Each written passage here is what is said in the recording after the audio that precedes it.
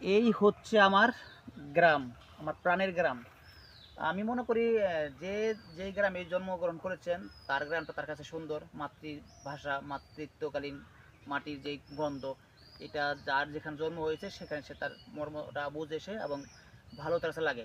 আমি দেখেনি যে গাছটায় বসে আছি, এটা তো আম, জানেন তো আম গাছ।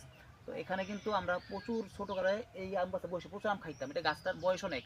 আর এরকম এই যে ক্ষেত, এই ক্ষেতটা আমাদেরই, আমার চাচার খ্যাতি। তো সবুজ দেখে কত সুন্দর ধান হয়েছে আলহামদুলিল্লাহ। তো এরকম গ্রামে আসলে এরকম গাছে বসে ভিডিও তৈরি করা, কথা বলা বা এই, হিমেল হাওয়া, সকালের বাতাস খাওয়া খুব মজা লাগে। তো যাই হোক, যারা এরকম শৈশবে ফিরে যেতে চান তো অবশ্যই গ্রামে আসবেন। আসলে গ্রামে না আসলে কিন্তু শৈশবের ফিলটা আপনি পাবেন না। ঢাকা শহর ইট পাথরের শহর, তো ওখানে বসে আসলে এরকম মজা পাবেন না। এই যে গ্রামের সকাল, এখন সকাল কিন্তু হিমেল বাতাস আসতেছে আর সবুজ প্রকৃতি দেখতেছি, এরকম গাছের গোড়ায় বা গাছে বসে বসে ভিডিও তৈরি করতেছি। মানে কি যে মজা লাগতেছে। রাইম, তোমার কাছে কেমন লাগে? ভালো। যে আমার ক্যামেরাম্যান তার কাছে ভালো লাগে, তো সে কিন্তু গ্রামে বেড়ে ওঠা। এখন সে গ্রামে আছে, আমরা ঢাকার থেকে কালকে আসছে, আবার হয়তো কালকে চলে যাবো। এই এক আধটা দিন ভিডিও তৈরি করে আপনার সাথে সঙ্গে সঙ্গে থাকা আর কি, এতটুকুই। যদি ভালো লাগে গ্রামের দৃশ্যগুলো, কথা ভালো লাগবে না, ওই দৃশ্যগুলো যদি ভালো লাগে অবশ্যই লাইক কমেন্ট করে সঙ্গে থাকবেন, এতটুকু আশা করতেই পারি।